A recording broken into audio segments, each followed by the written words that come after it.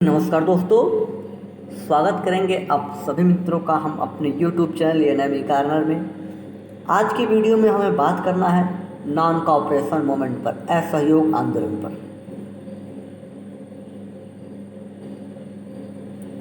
जैसा कि आपको याद आ रहा होगा कि इसकी पहले यानी पिछली वीडियो में हमने बात की थी आपसे खिलाफत मूवमेंट की, और हल्की सी भूमिका हमने स्टार्ट कर दी थी नॉन कोऑपरेशन की।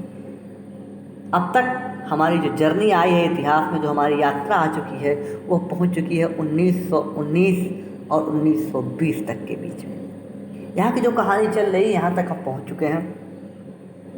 तो यहाँ से अगर हम आगे चलें तो जैसा कि हमें आप लोगों को याद होगा कि हमने खिलाफत की बात की थी। खिलाफत में हमने बताया था कि वो खलीफा के मुद्दे पर ये आंदोलन किया गया था भारत में, जो तुर्की के खलीफा को लेकर लड़ा गया आंदोलन हुआ था। उसके बाद गांधी ने भी इसमें अपना सहयोग दिया था। अब गांधी की बात की तो हमने असहयोग आंदोलन की हम बात कर रहे थे आपसे। जैसा कि आपको याद होगा कि असहयोग आंदोलन को हमने बताया था कि प्रथम अखिल भारतीय आंदोलन है और ये पहला जन आंदोलन था। इसकी भी हमने आपसे चर्चा की थी। आंदोलन के कारण के बारे में आपको बताया था। कारण एक बार फिर बहुत जल्दी से बताएंगे कि रॉलेट एक्ट से उपजी निराशा, 1919 से एक्ट से जो असंतोष हुआ था, वो प्रथम विश्व युद्ध के बाद जो गरीबी, बेरोजगारी और भुखमरी जैसी समस्याएं, महंगाई जैसी समस्याएं आई थी, वो जलियांवाला बाग कांड, ये प्रमुख कारक होते हैं नॉन कोऑपरेशन मूवमेंट के, असहयोग आंदोलन के। आंदोलन की शुरुआत के रूप में हमने बताया कि पहला एक कलकत्ता का विशेष अधिवेशन बुलाया जाता है, जिसके अध्यक्ष होते हैं लाला लाजपत राय। वहाँ पर महात्मा गांधी जी ने असहयोग आंदोलन चलाने का प्रस्ताव पेश करते हैं। तो Lala Lajpat Rai, Annie Besant, CR दास, मदन मोहन मालवीय, जिन्ना जैसे कई नेताओं ने इस प्रस्ताव का विरोध किया। उसके बावजूद भी ये प्रस्ताव पारित हो जाता है। फिर ये फाइनल सबमिशन के लिए, अंतिम निर्णय के लिए इस प्रस्ताव को नागपुर के अधिवेशन में रखना जाना बाकी था, नागपुर के अधिवेशन में। तो यहीं से हमें आज की बात करनी है कि नागपुर का अधिवेशन क्या था, क्या वहाँ पे क्या प्रस्ताव रखे गए और क्या हुआ। तो आइए चलते हैं नागपुर के अधिवेशन की बात करते हैं। तो सबसे पहले नागपुर के अधिवेशन की बात आपसे जब हम करेंगे तो सबसे पहले आपको हम ये बता देंगे कि नागपुर के जो अधिवेशन हुआ था वहाँ का अध्यक्ष कौन था। नागपुर के अधिवेशन के समय है 1920 और इस अधिवेशन की अध्यक्षता कर रहे थे वी राघवाचारी। बी राघवाचारी इसके अध्यक्ष थे। और यहाँ पर इसके पहले जो CR दास विरोधी थे, अब गांधी समर्थक हो गए थे। और इन्होंने अब की बार जो प्रस्ताव था, पिछली बार तो गांधी ने पेश किया था, लेकिन अब की बार प्रस्ताव स्वयं CR दास जी पेश करते हैं। CR दास स्वयं, चित्तरंजन दास स्वयं प्रस्ताव को पेश करते हैं और यहाँ पर यह प्रस्ताव पारित होता है। गांधी के सुझाव पर यहाँ कुछ और काम किए गए। वो कौन से थे? गांधी के सुझाव पर जो कांग्रेस है, कांग्रेस के स्ट्रक्चर में पूरा बदलाव लाया गया कि उसे कई स्तरीय बना दिया गया, उसकी पहुंच गांवों तक पहुंचाई गई। वो कैसे, आइए उसकी भी हम एक डिटेल थोड़ी सी प्रकाश डालते हैं उस पर भी। देखिए, सबसे पहले कांग्रेस में सबसे नीचे एक संस्था बनाई गई जिसे विलेज कांग्रेस कमेटी कहते हैं, ग्राम कांग्रेस कमेटी। उसके ऊपर ब्लॉक कांग्रेस कमेटी बनाई गई। फिर उसके ऊपर डिस्ट्रिक्ट कांग्रेस कमेटी बनाई गई। फिर उसके ऊपर बनाई गई अखिल भारतीय कांग्रेस कमेटी, यानी ऑल इंडिया कांग्रेस कमेटी। उसके ऊपर जो बनाई गई वो थी आपकी कौन सी, वो होगी आपकी Congress working committee. Congress working committee इसके बाद बनी। तो ये पूरा एक स्ट्रक्चर था, ये पूरा एक स्ट्रक्चर गांधी ने बदल दिया। कहाँ पर? कांग्रेस का। और आप देखेंगे कांग्रेस अब कांग्रेस न सिर्फ शहरों तक बल्कि गांव तक, ब्लॉक स्तर तक, जिले स्तर तक एक एक स्ट्रक्चर पहुंचेगी जो गांवों में कांग्रेस की महत्ता को बढ़ा देगी और ये और भी इसका जनाधार और तेजी से बढ़ता चला जाएगा। तो ये काम कर रहे हैं कांग्रेस नागपुर अधिवेशन में महात्मा गांधी। उसके अलावा ये बड़ा मुद्दा और था कि जो कांग्रेस में जो शुल्क लगते थे, एडमिशन शुल्क या सदस्यता शुल्क, मेंबरशिप फी, वो बहुत ज़्यादा होता था। इसे गांधी ने कम करके केवल 25 पैसा कर दिया। इसी मुद्दे को लेकर जब 25 पैसा भारत सरकार ने बंद किया तो कांग्रेस के लोगों ने बड़ा विरोध किया था। क्यों? क्योंकि वो उनकी सदस्यता शुल्क से जुड़ा हुआ था। अब परिणाम क्या हुआ इस बदलाव का, जो नागपुर के अधिवेशन में हो रहा है, इसका परिणाम ये होकर आया कि आम जन जन तक कांग्रेस की पहुंच हो गई। एक आम बुधई, रामदीन, खिताहू, ऐसे लोग जो गरीब थे, जो किसान थे, जो मजदूर थे, उनकी भी पहुंच कांग्रेस तक हो गई। कांग्रेस उन तक भी पहुंचती है कैसे? सदस्यता शुल्क जो घटाकर कर दिया गया और जो कांग्रेस की पहुंच गांव तक कर दी गई। क्योंकि बुधई, रामदीन, खिताहू, ये सब जो गरीब नाम हैं, गरीब देखने से लगते हैं, अडानी, अंबानी, ये बड़े अमीर नाम लगते हैं, लेकिन जो खिताहू, रामदीन, बुधई, ये जो नाम दिख रहे हैं आपको, ये गरीबों के नाम हैं और ये गांव में रहते हैं और उनकी पहुंच तब होगी जब गांव तक कांग्रेस पहुंचेगा और जब उसकी शुल्क कम होगी। ये काम किया महात्मा गांधी ने नागपुर के कांग्रेस अधिवेशन 1920 में, जिसके अध्यक्ष थे श्री राघवाचार्य। और क्या हुआ? इसके साथ ही साथ एक काम और हुआ कि पहली बार यहाँ जो देसी रजवाड़े थे, देसी रजवाड़ों के मुद्दों पर कांग्रेस में पहली बार चर्चा हुई और इस चर्चा का बहुत ही महत्वपूर्ण परिणाम निकला। दूसरा क्या, एक हमने बताया, जो कांग्रेस का जो कॉन्स्टिट्यूशन था उसे गांधी ने बदल दिया। नागपुर अधिवेशन के बारे में क्या जानना आपको है? यहाँ पर सबसे महत्वपूर्ण 3 या 4 चीज़ें आपको मिलेंगी। पहला, जो नॉन कॉपरेशन मूवमेंट था, ये यहाँ पर इसका बिल पारित होता है। दूसरी चीज़, कांग्रेस के कॉन्स्टिट्यूशन में बहुत ही बड़ा बदलाव होता है। तीसरी चीज़, यहाँ पर कांग्रेस की सदस्यता शुल्क घटाकर 25 पैसा कर दिया गया। चौथी चीज़, यहाँ पर पहली बार जो रियासतें थी उनके विषय पर, उनके मुद्दों पर चर्चा की गई। एक चीज़ और यहाँ पे जानना आपको महत्वपूर्ण होगा कि पहली बार, फर्स्ट टाइम, कांग्रेस के संविधान में बदलाव की मांग तिलक ने की थी। वही तिलक जो आगे चलकर अभी देखेंगे, जो जिनकी मृत्यु हो जाती है इसी अगस्त के महीने 1920 में, जब यह आंदोलन शुरू होता है। और देखेंगे तो इस समय यहाँ से जब चर्चा कर ही दिए हैं कि तिलक की मृत्यु की, तो 1 अगस्त का समय था। तिलक की एकाएक मृत्यु हो जाती है और इनके नाम पे महात्मा गांधी ने एक फंड बनाया और फंड में लोगों से दान करने के लिए कहा। तो ऐसे दान से 1 करोड़ रुपया इकट्ठा हुआ और इस 1 करोड़ रुपए से महात्मा गांधी ने लोगों में जन जन तक चरखा बंटवाया, चरखे को जन जन तक बंटवाया। ये थे महात्मा गांधी का विजन। अब देखिए, क्योंकि ये फंड भी बनाया, लोगों से जोड़ा और उस पैसे से जो इकट्ठा किया वो गरीबों में बांट दिया, गरीबों को एक साथ अपने मंच पर लाने का काम किया।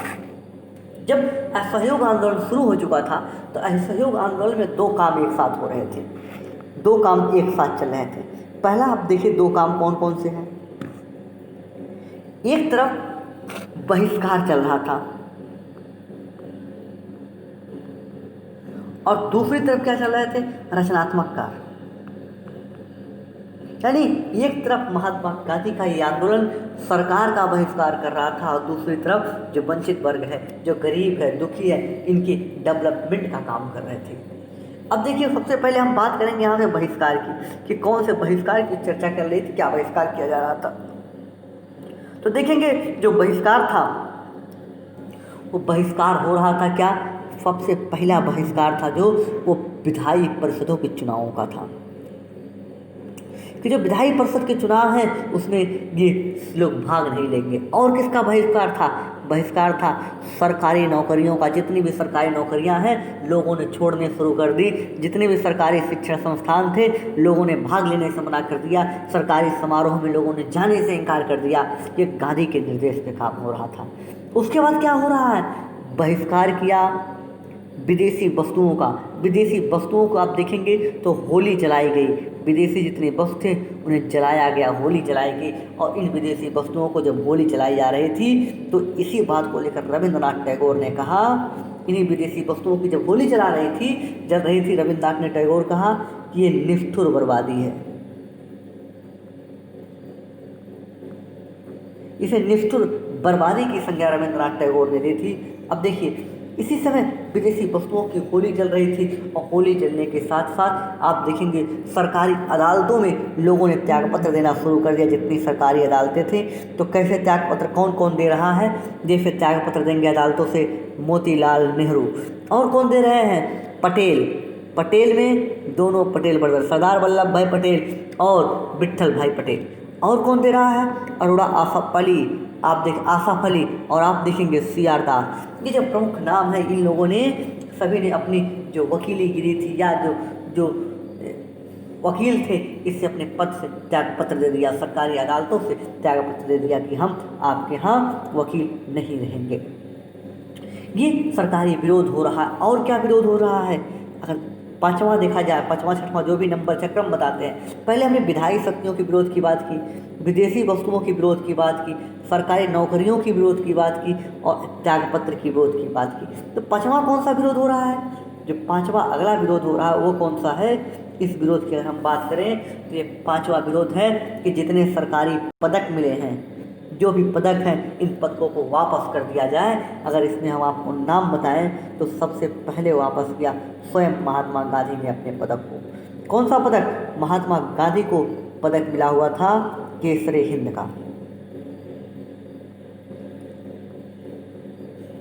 केसरे हिंद का पदक कब मिला था, हमने बताया था प्रथम वर्ल्ड वार के समय महात्मा गांधी ने लोगों को का सेनाओं में भर्ती कराया था, जिसकी वजह से अंग्रेजों ने केसरे हिंद की उपाधि दी थी। इस पदक को महात्मा गांधी वापस कर देते हैं। और इतना ही नहीं, और कौन सा पदक वापस करते हैं, महात्मा गांधी कुल 3 पदक यहाँ पे वापस करते हैं। एक तो केसरे हिंद की उपाधि थी जो भारत में अंग्रेजों को मिली थी। दूसरा, जब जुलू का युद्ध हो रहा था साउथ अफ्रीका में, तो महात्मा गांधी ने वहाँ पर भी अंग्रेजों की सहायता की थी, वहाँ पर उन्हें जुलू पदक दिया गया था, उसे भी महात्मा गांधी वापस करते हैं। बोअर के युद्ध में भी उन्हें सम्मानित किया गया था, उस सम्मान को भी महात्मा गांधी वापस करते हैं। कहते हैं ये सब सम्मान हमें नहीं चाहिए, जब आपके ऐसे कारनामे हैं तो ये सब सम्मान आप अपने पास रखें। और उसके बाद कौन वापस कर रहा है, तो एक राय बहादुर नाम के एक व्यक्ति हैं जिन्होंने नाइटहुड की उपाधि वापस कर दी। और राय बहादुर अपने आप में एक उपाधि भी थी, तो राय बहादुर की उपाधि जमनालाल बजाज ने भी जमुना लाल बजाज ने वापस कर दी। देखेंगे ये उपाधियों का जो वापस करने का जो ट्रेंड चल रहा था, ये गांधी के निर्देश में चल रहा था। 3 लोगों की उपाधियाँ यहाँ पे जो वापस की गई महत्वपूर्ण थी। एक तो महात्मा गांधी ने की, दूसरी उपाधि जमुनालाल बजाज ने की और तीसरी राय बहादुर ने नाइटहुड की उपाधि की और जमुनालाल बजाज ने राय बहादुर की उपाधि की। ये नाम कंफ्यूजन हो सकते हैं, राय बहादुर एक तरफ उपाधि है और दूसरी तरफ नाम है, ठीक है। इसके बाद अगर देखें और बहिष्कार में क्या हो रहा है, और छठवां सातवां सातवां बहिष्कार, जो भी कोई बहिष्कार नंबर हो, महात्मा गांधी ने कहा कि किसान अब लगान नहीं देंगे, किसानों से लगान वसूलना मत करें, किसान अब लगान ना पे करें। और क्या, सातवां देखेंगे, आठवां देखेंगे तो वो होगा कि जो शराब की दुकानें थी या ताड़ी की दुकानों पर लोगों ने धरना देना शुरू कर दिया। लोगों ने खूब भरपूर ताड़ी या शराब की दुकानों पर धरना दिया। अगर देखेंगे तो आपको समझ में आएगा। तो ये बात यहाँ पे नोटिस करने वाली बात ये है कि ये गांधी के कार्यक्रम में शामिल नहीं था। ताड़ी या शराब की दुकानों पर धरना देना ये मूल कार्यक्रम में शामिल नहीं था, लेकिन लोगों ने बहुत बढ़ चढ़ कर हिस्सा लिया। और देखेंगे इस कार्यक्रम में महिलाएं बहुत आगे आएंगी, किसमें, जो धरना दे रहे थे शराब और ताड़ी की दुकानों पर। तो ये थी गांधी के जो रचनात्मक कार्य थे, उनमें जो हमने 7-8 कार्य बताए, ये सब रचनात्मक कार्य हो रहे थे। एक बार फिर से अगर उनको समराइज करें, चूँकि बड़ा महत्वपूर्ण है, विधायी परिषदों के चुनावों का बहिष्कार करना। दूसरा, जो सरकारी नौकरियां थी इनका बहिष्कार, शिक्षण संस्थानों का बहिष्कार, सरकारी पदकों का बहिष्कार, विदेशी वस्तुओं का बहिष्कार, सरकारी अदालतों का बहिष्कार। और गांधी ने किसानों से कहा लगान ना दें, शराब की दुकानों पर धरना जो दिया ये शामिल नहीं था, ध्यान रखने वाली बात है। पदकों की वापसी की गई बड़े मात्रा में, महात्मा गांधी ने की, जमुनालाल बजाज ने की। ये सब महत्वपूर्ण चीज़ थी जो बहिष्कार वाले फैक्टर थे। हमने जैसा कि बताया कि 2 फैक्टर महत्वपूर्ण इसमें एक्टिव थे, एक था बहिष्कार वाला और दूसरा था रचनात्मक कार्य। तो अब हम रचनात्मक कार्य की बात कर लें, रचनात्मक कार्य में क्या चल रहा था। तो रचनात्मक कार्य में फिर हम चलेंगे एक ब्लैंक पेज पर। इस ब्लैंक पेज पे आता है रचनात्मक कार्य। तो हमने 2 भागों में बांटा था असहयोग आंदोलन के कार्यक्रम को। पहला हमने बताया आपको कौन सा, पहला था जहाँ पर बहिष्कार के कार्य हो रहे हैं, दूसरा था रचनात्मक कार्यों का। रचनात्मक कार्यों में अगर देखें तो इसमें देखेंगे सबसे पहले स्वदेशी शिक्षा को बढ़ावा दिया जा रहा है। ये स्वदेशी शिक्षा को बढ़ावा कैसे दे रहे हैं, आपको एग्जाम्पल यहाँ पे दिया जाएगा क्या कि कलकत्ता में नेशनल कॉलेज की स्थापना हुई जिसके प्रधानाचार्य बनाए गए पहले सुभाष चंद्र बोस। सुभाष चंद्र बोस को यहाँ पर पहले कलकत्ता कांग्रेस की स्थापना की गई, कलकत्ता नेशनल कॉलेज की स्थापना की गई और यहाँ पर सुभाष चंद्र बोस को प्रधानाचार्य बनाया गया। और कई विद्यापीठ अगर देखेंगे इसी समय, यही 1920 वाला 1920 का समय है जब विद्यापीठों की स्थापना हो रही है। देखेंगे एक हो रही है बनारस में, एक हो रही है बंगाल में, एक हो रही है बिहार में, एक हो रही है महाराष्ट्र में, कई जगहों पर विद्यापीठों की स्थापना हो रही है।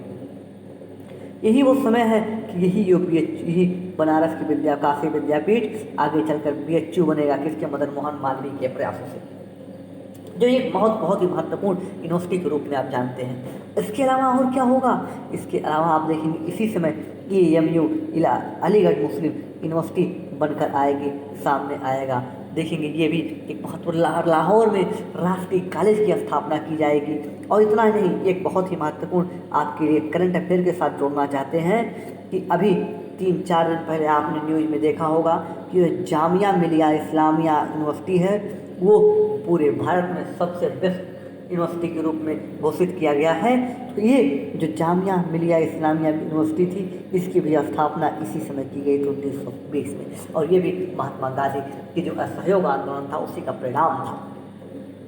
और क्या हो रहा है, जैसा कि हमने बताया अदालतों का बहिष्कार चल रहा था, तो अदालतों के बहिष्कार के जो अल्टरनेट सिस्टम बनाया गया था वो स्थानीय पंचायतों को बढ़ावा दिया गया, जिससे स्थानीय पंचायतों से डिसीजन लिया जाए। और ये तो कार्य हो रहे थे उनकी प्रतिक्रिया के रूप में, लेकिन और रचनात्मक कार्य में महात्मा गांधी उस समय छुआछूत की निंदा कर रहे थे, हरिजन के कल्याण की बात कर रहे थे। जितने हरिजन थे, हरिजन के यहाँ जाते थे, हरिजन से मिलते थे, हरिजन की सुधार की बात करते थे। और क्या कर रहे थे, जैसा कि हमने आपको यहीं पर बताया था कि महात्मा गांधी ने एक फंड बनाया था किसके, जब तिलक की मृत्यु हो गई थी, तिलक की मृत्यु के बाद एक फंड बनाया था। इस फंड का क्या यूज कर रहे थे, उन्होंने जो पैसा इकट्ठा हुआ है 1 करोड़ रुपए, उससे गरीबों में चरखा बांटा, उन्होंने उससे गरीबों में चरखा बांटने का काम किया महात्मा गांधी ने। और गरीबों में बहुत बड़े पैमाने पर चरखे बांटे गए। और इसी समय आप देखेंगे सूत काटने के लिए बढ़ावा दिया गया, लोगों में खादी अपनाने के लिए बढ़ावा दिया गया। यही वो समय है जब गरीबों को चरखा बांट कर सूत काट कर लोगों में संरचनात्मक कार्य महात्मा गांधी कर रहे थे। इतनी बातें अगर स्पष्ट हो तो यहाँ से थोड़ा सा और आगे चला जाए।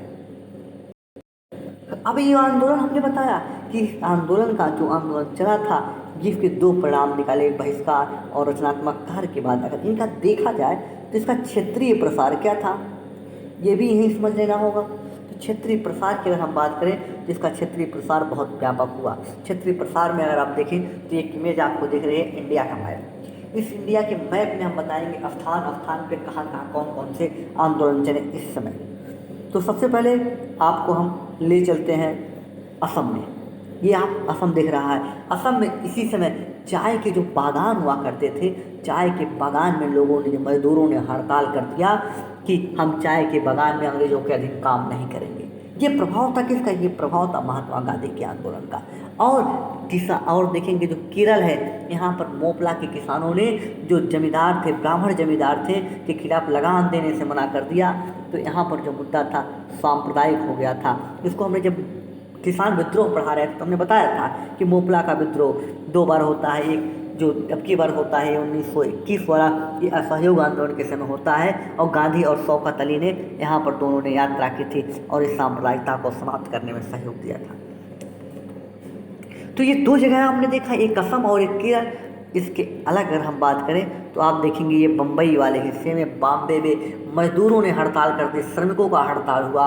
और इतना ही नहीं, बंगाल के हिस्से में आप देखेंगे ये जो बंगाल वाला हिस्सा है, बंगाल के हिस्से में छात्रों और मुसलमानों ने मिलकर विरोध किया कि छात्रों ने इस विद्यालयों में विरोध कर दिया, बहिष्कार किया अपने शिक्षण संस्थाओं का, और मुसलमानों ने भी यहाँ पर बहुत बड़े पैमाने पर आंदोलन किया।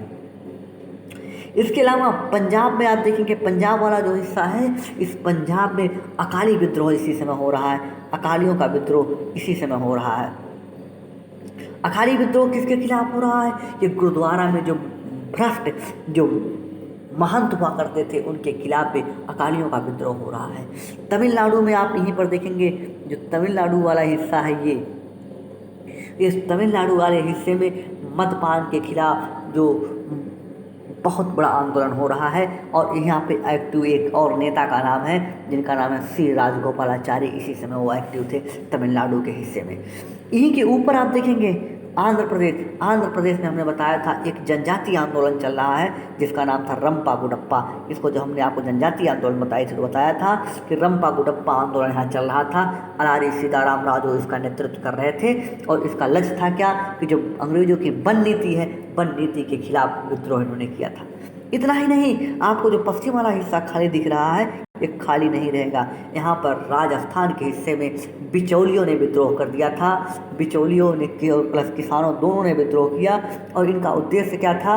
ये सरकार के खिलाफ विद्रोह कर रहे थे। और इसी में आप देखेंगे भील आंदोलन भी इसी में शामिल हो जाता है। तो आप देखेंगे कि पूरे भारत में, चाहे वो उत्तर भारत का हिस्सा हो, चाहे उत्तर भारत का, चाहे पश्चिम भारत का, चाहे पूर्व भारत का, दक्षिण भारत का या पूर्वोत्तर का, सभी भारत के सभी क्षेत्रों से लोगों ने इस आंदोलन में भाग ले रहे हैं। चाहे वो असम हो, चाहे केरल हो, चाहे बॉम्बे हो, बंगाल हो, पंजाब हो, उत्तर प्रदेश हो, तमिलनाडु हो, आंध्रा हो, राजस्थान हो, कोई हो, सब में से एक एक क्षेत्र से लोग हिस्सा ले रहे हैं और इस आंदोलन की जो पराकाष्ठा है चरम पर पहुँचाने का कार्य कर रहे हैं।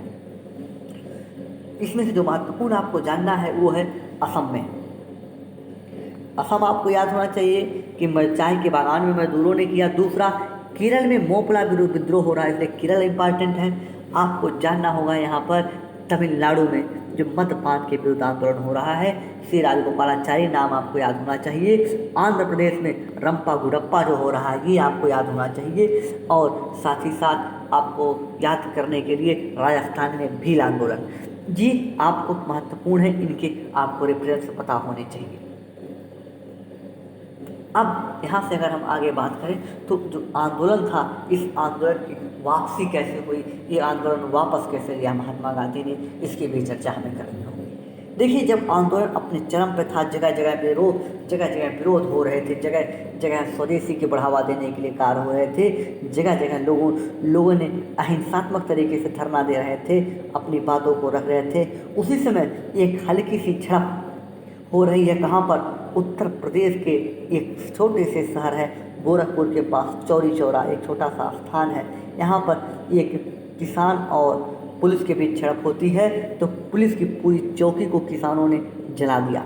और जब पुलिस की पूरी चौकी को किसानों ने जला दिया तो एक बहुत व्यापक बड़ी मात्रा में हिंसा हो रही थी। इस हिंसा में आपको जो आंकड़ा मिला है 22 पुलिस वाले मारे गए थे। ये अंग्रेज नहीं थे, ये भी भारतीय ही पुलिस थे, हालांकि ये अंग्रेजों के लिए काम कर रहे थे। तो ये 22 पुलिसकर्मी मारे गए थे। समय क्या था? डेट आपको याद होनी चाहिए, 5 फरवरी 1922। ये जो काली घटना हो रही है चौरी चौरा में, जो गोरखपुर में पड़ता है, यहाँ पर नागरिक वर्सेस पुलिस सामने आए थे। और जब अब इस घटना के बाद जो अंग्रेज हैं इस आंदोलन का दमन करना बहुत तेज़ी से शुरू करेंगे और इस आंदोलन को पूरी तरह से समाप्त करना चाहते थे। लेकिन अंग्रेजों के दमन अगर करेंगे तो इस किसानों का जो मोराल है, जो आत्मविश्वास है, वो टूट जाएगा। गांधी इस बात को समझते थे और किसानों की एक आंदोलन चलाने की एक सीमा होती है। अतः कि महात्मा गांधी ने ठीक इस घटना के एक सप्ताह बाद उन्होंने बारदोली गुजरात में CWC कांग्रेस वर्किंग कमेटी की एक बैठक बुलाई और इस बैठक में कहा कि हम अपने इस आंदोलन को वापस लेते हैं, जो आंदोलन हमारे द्वारा चलाया गया इस आंदोलन को हम वापस ले रहे हैं। लेकिन इसके बाद देखेंगे, इस घटना के बाद आंदोलन वापस होता है और इस आंदोलन के विरोध में कई महापुरुषों ने इनके महात्मा गांधी की इस कार्य का आलोचना करते हैं कि आंदोलन वापस नहीं लेना चाहिए था। इतना ही नहीं, अंग्रेजों ने महात्मा गांधी के लिए किया, महात्मा गांधी को यहाँ से गिरफ्तार कर लेते हैं। आरोप महात्मा गांधी पर क्या लगाया? महात्मा गांधी पे आरोप लगाया कि आप असंतोष फैलाने का काम कर रहे थे, लोगों में हिंसा भड़काने का कोशिश कर रहे थे, जबकि महात्मा गांधी ने बड़े साफ शब्दों में कहा था कि एक अहिंसक आंदोलन है। तो और इसी समय जब गिरफ्तार होते हैं महात्मा गांधी तो इन पर मुकदमा चलाया जाता है। मुकदमा की सुनवाई जो कर रहा था उस जज का नाम था ब्रूमफील्ड।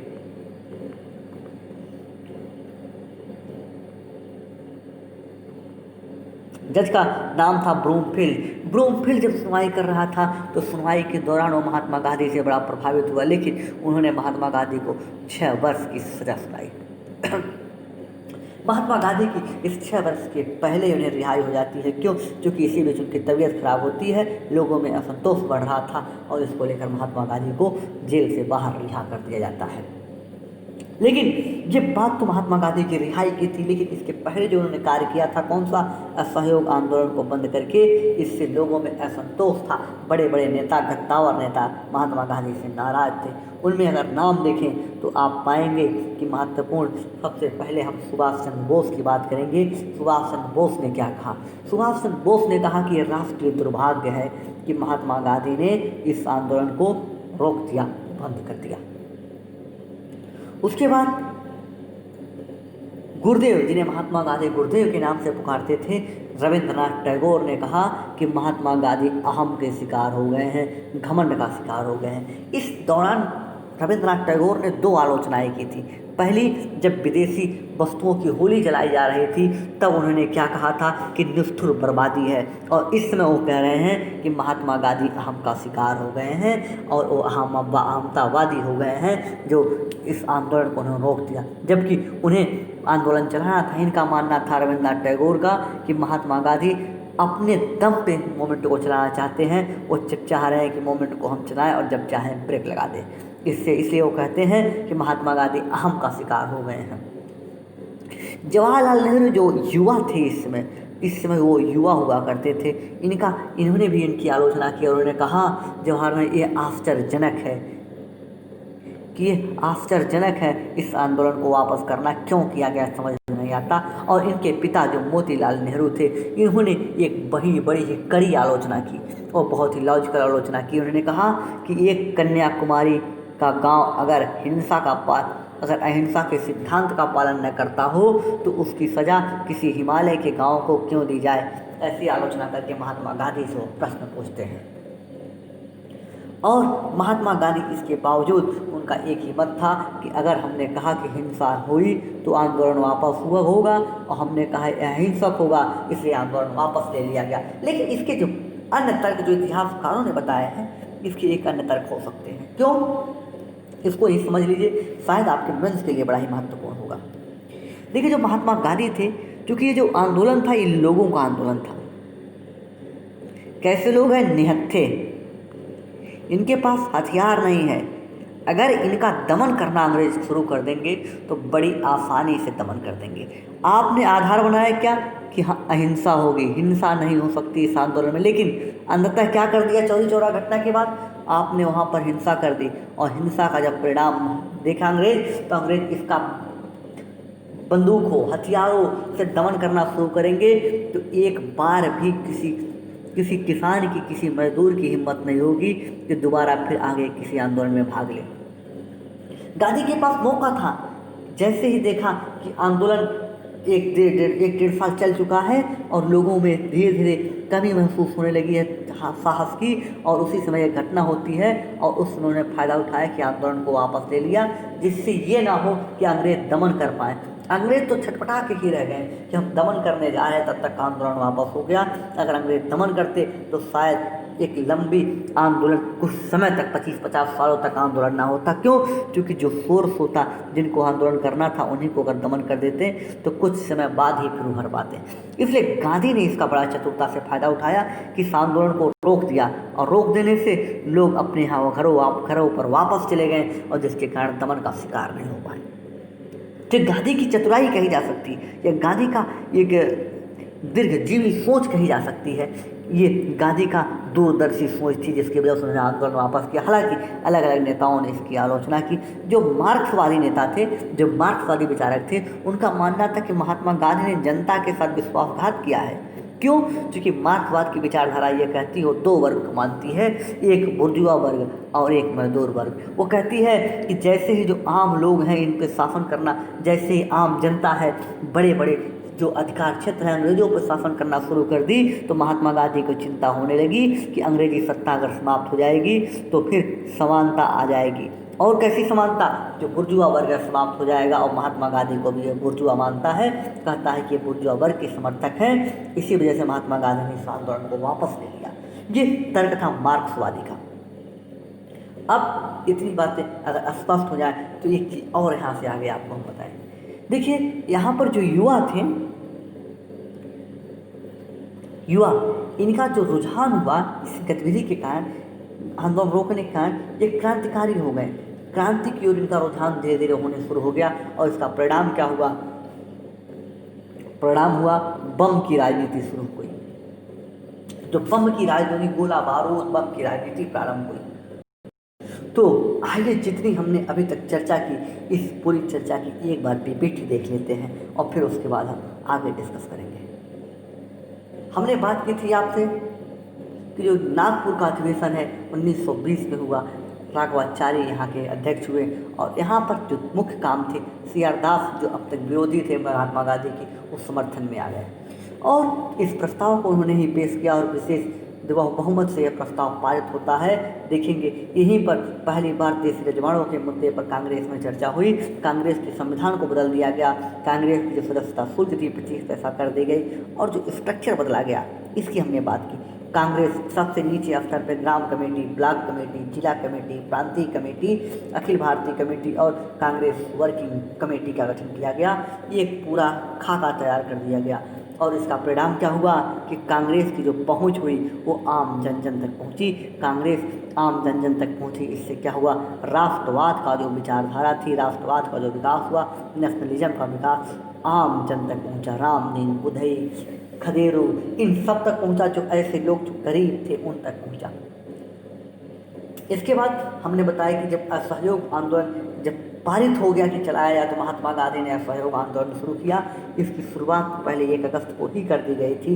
अब देखिए, इस आंदोलन की 2 प्रमुख विशेषताएं थी, एक बहिष्कार और दूसरा रचनात्मक कार्य। बहिष्कार में उन्होंने विधायी परिषदों का बहिष्कार किया, सरकारी नौकरियों को किया, शिक्षण संस्थानों का किया, सरकारी समारोहों का किया, विदेशी वस्तुओं का बहिष्कार किया। उन्होंने विदेशी वस्तुओं की होली जलाई, और इस होली जलाने को ही रविंद्रनाथ टैगोर कहते हैं ये निष्ठुर बर्बादी है।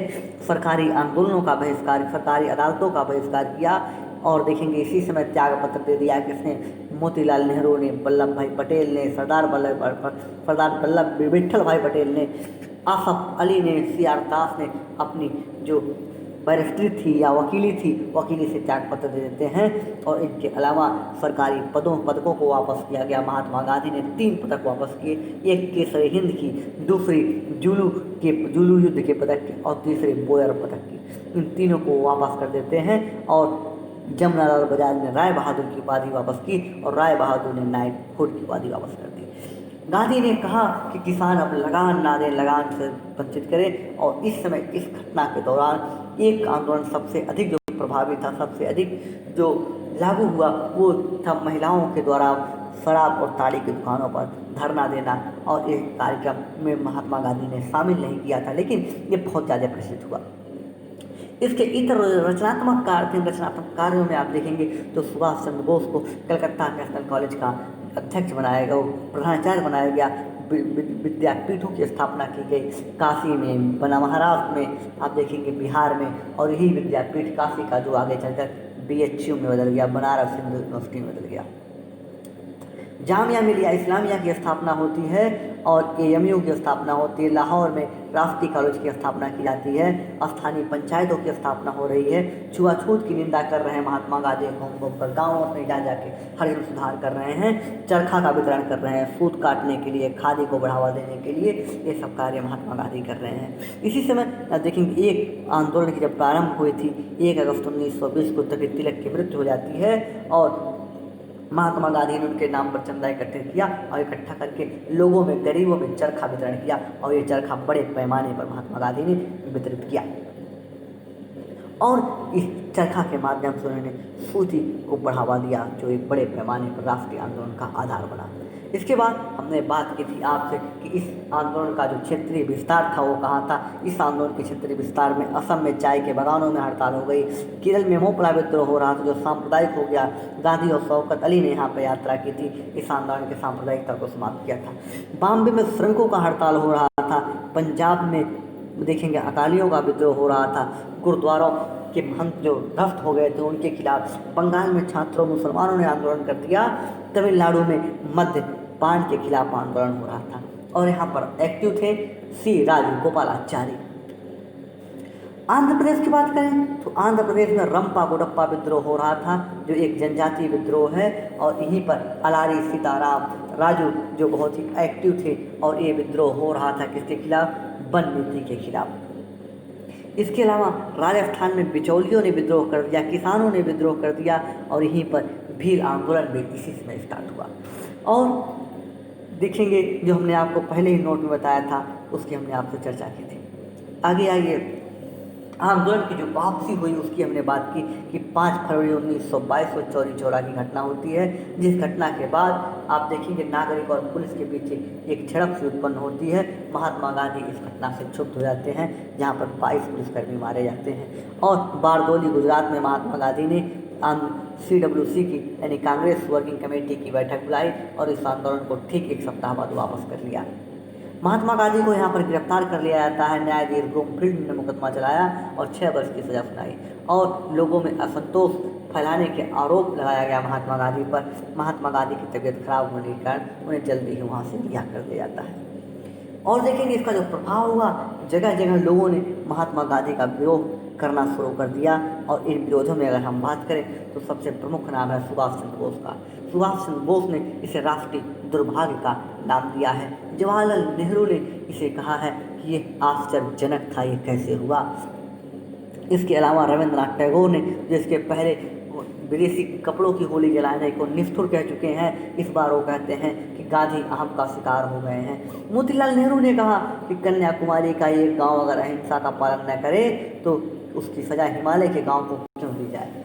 मार्क्सवादी जो विचारधारा के इतिहासकार हैं वो जनता के साथ विश्वासघात का नाम देते हैं और युवाओं का इसकी घटना के परिणाम से जो प्रभाव पड़ा वो क्रांतिकारी गतिविधियों में बड़ा बम और हथियार की राजनीति को बढ़ावा मिला और ये बम और हथियार की जो राजनीति थी ये आगे चलकर बहुत ही खतरनाक सिद्ध होती है पूरी भारतीय राजनीति में। अब देखेंगे इसी के बाद जो क्रांतिकारी आंदोलन है वो 1922 से लेकर 1930 के फेज में भी चलेगा बहुत तेजी से। इतनी बातें हमने आपसे की थी। इसके आगे हमें अब बात जो करनी है उसको देखें। कुछ और जो टॉपिक हैं उनकी हम आपसे चर्चा कर लेते हैं। देखें कुछ और टॉपिक, ये जब ये आंदोलन वापस ले लिया गया तो आप देखेंगे कुछ महत्वपूर्ण चीज़ें और हो रही हैं। क्या हो रहा है, एक तो जो स्वराज पार्टी का गठन हो रहा है, इसके पीछे बैकग्राउंड क्या है इसकी हम बात करेंगे।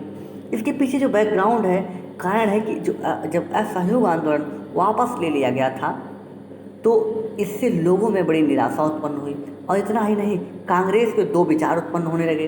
कौन कौन से, एक विचार चाह रहे थे कि महात्मा गांधी के साथ रचनात्मक कार्यों को बढ़ावा दिया जाए और दूसरे विचारक चाह रहे थे कि सरकार अंदर घुसकर सरकार में एंट्री लेकर अंग्रेजों का बहिष्कार किया जाए, विरोध किया जाए। इसी के परिणाम स्वरूप आप देखेंगे 2 विचारधारक आते हैं कांग्रेस में। कांग्रेस 2 विचारधाराओं में बढ़ जाती है। पहली जिन्हें कहते हैं परिवर्तनवादी प्रो चिंजर और दूसरे हैं नो चेंजर, यानी जो प्रो चेंजर है वो चाह रहे हैं कि चुनाव के माध्यम से सरकार की नीति का विरोध किया जाए। इसमें 3 नाम प्रमुख हैं, एक है CR दास, दूसरे हैं मोतीलाल नेहरू और तीसरे हैं सुभाष चंद्र बोस। ये तीनों नाम प्रमुख हैं। ये चाह रहे हैं क्या? ये चाह रहे हैं कि सरकार में अपनी पहुंच बनाकर अंदर से विरोध किया जाए। दूसरे जो नो चेंजर वाले हैं उनमें अगर देखा जाए तो ये चाहते हैं कि अब रचनात्मक कार्यों को बढ़ावा दिया जाए, जन जागरूकता फैलाई जाए, लोगों से मिला जाए, हर जन सुधार किया जाए, खादी को बढ़ावा दिया जाए, महिला एम्पावरमेंट किया जाए, महिला सशक्तिकरण किया जाए, लोगों को चरखा वितरित किया जाए। यानी वो चाह रहे हैं कि रचनात्मक कार्यों को बढ़ावा दिया जाए। ये नो चेंजर हैं। इनमें कुछ नाम हैं, आप देखेंगे, इसमें हैं डॉक्टर राजेंद्र प्रसाद, इसमें है श्री राजगोपालाचारी, इसमें है सरदार वल्लभ भाई पटेल। ऐसे नाम इसमें प्रमुख हैं जो ये चाह रहे हैं अपरिवर्तनवादी रहे और इसका जो स्वरूप है अपरिवर्तित रहे। इसी दौरान एक प्रमुख अधिवेशन होता है गया का, ध्यान रखिएगा, बहुत महत्वपूर्ण अधिवेशन है 1922 में, और इसके अध्यक्ष कौन थे? CR दास। CR दास ने इस अधिवेशन में अपना प्रस्ताव रखा कि कांग्रेस को चुनाव लड़ना चाहिए। चुनाव लड़ने के समर्थक थे, उन्हें प्रस्ताव रखा, लेकिन प्रस्ताव पारित नहीं हुआ तो CR दास ने अपने अध्यक्ष पद से इस्तीफा दे दिया। आप इमेज में देख रहे हैं, ये हैं CR दास। इन्होंने अपने अध्यक्ष पद से इस्तीफा दे दिया और इस्तीफा देकर जनवरी 1923 में इलाहाबाद में इन्होंने और मोतीलाल नेहरू ने मिलकर स्वराज पार्टी का गठन किया।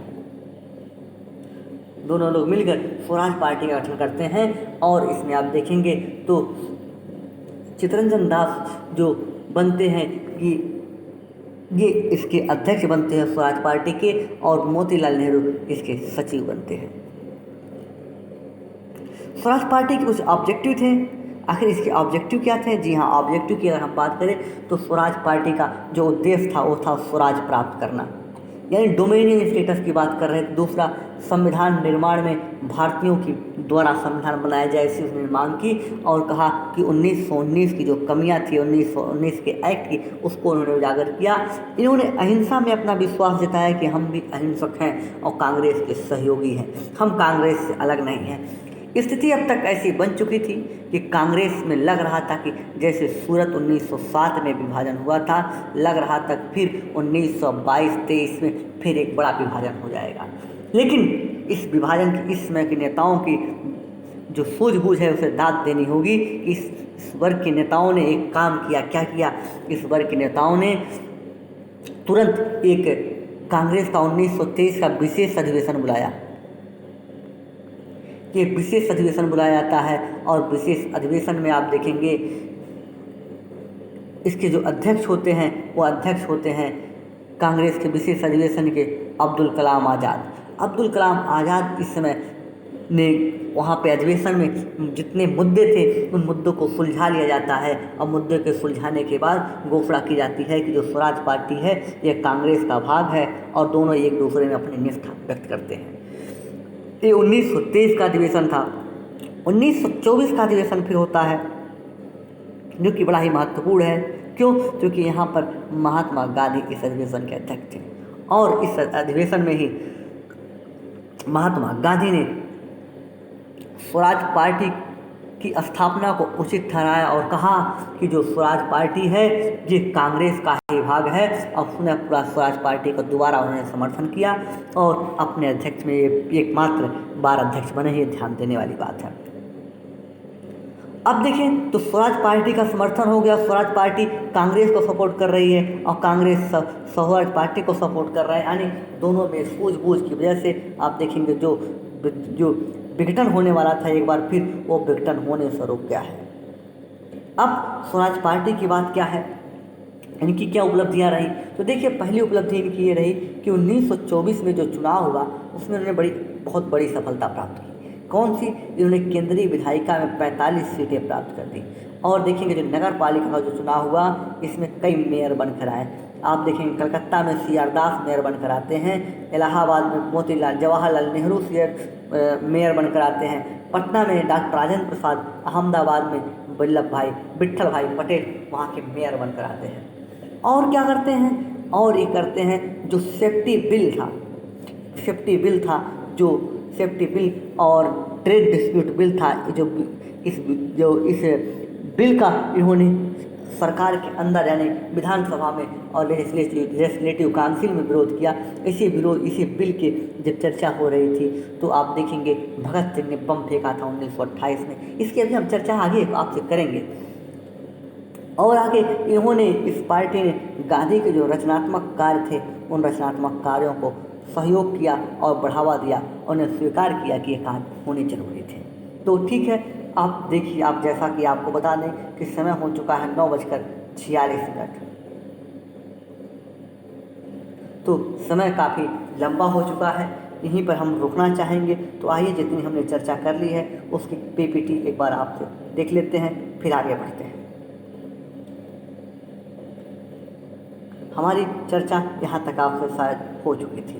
देखिए, यहीं पे आपसे हम बात की यहाँ पर थोड़ी सी और बता दें कि जब सविनय असहयोग आंदोलन समाप्त हो चुका है तो असहयोग आंदोलन की समाप्ति हुई है कब? 1922 में। 1922 से लेकर 1930 के बीच जो घटनाएं घटेंगी वो कौन कौन सी है उनकी हम चर्चा करेंगे। देखिए, 1922 से लेकर 1930 तक में सबसे पहली घटना होगी स्वराज पार्टी का गठन। दूसरी घटना 1928 और 1927 में होगी साइमन कमीशन भारत आता है। और साइमन कमीशन का उद्देश्य क्या था? वो भारत में संवैधानिक सुधार के लिए आता है और 1919 का जो एक्ट था उस एक्ट की समीक्षा के लिए आता है। उसके बाद 1928 में नेहरू रिपोर्ट आती है, इसकी बात करेंगे। फिर 1929 में लाहौर का अधिवेशन होता है। फिर 1930 में वही क्या सविनय अवज्ञा गांधी आंदोलन एक बार फिर चलाते हैं। तो इन टॉपिक को बात करेंगे। ये दो गांधी के जो संघर्ष विराम रणनीति के दो महत्वपूर्ण हिस्से थे, एक असहयोग और एक सविनय। इसके बीच में जितने कार्य हुए हैं इन कार्यों को भी हम अलग से देख रहे हैं, जिनमें हमने बात की पहला था आपका कौन? स्वराज पार्टी का गठन। कारण क्या बताया हमने? असहयोग आंदोलन से निराशा और जो कांग्रेस में दो विचारधारा उत्पन्न हुई थी उसका परिणाम था। विचारधारा कौन थी? एक परिवर्तनवादी थी, एक अपरिवर्तनवादी। परिवर्तनवादी में नाम CR दास, मोतीलाल नेहरू, सुभाष चंद्र बोस का है। ये क्या चाह रहे थे? ये चाह रहे थे चुनाव लड़कर सरकार की नीति का विरोध किया जाए। और जो अपरिवर्तनवादी थे वो चाहते थे चुनाव ना हो, चुनाव के खिलाफ थे, बल्कि रचनात्मक कार्यों का समर्थन कर रहे थे। चरखा वितरण, हरिजन सुधार, खादी, महिला सुधार, महिला एम्पावरमेंट, महिलाओं का सशक्तिकरण, उनके अधिकारों के प्रति जागरूक किया जाए। इसमें डॉक्टर राजेंद्र प्रसाद, CR गोपालाचारी और पटेल का नाम प्रमुख जो अपरिवर्तनवादी थे, नो चेंजर थे। ये चाहते थे क्या? ये चाहते थे सरकार के अंदर से विरोध न हो, बल्कि जहाँ पे हम हैं अवस्थित हैं यहीं पर अपनी स्थिति को और मजबूत करें रचनात्मक कार्यों के माध्यम से।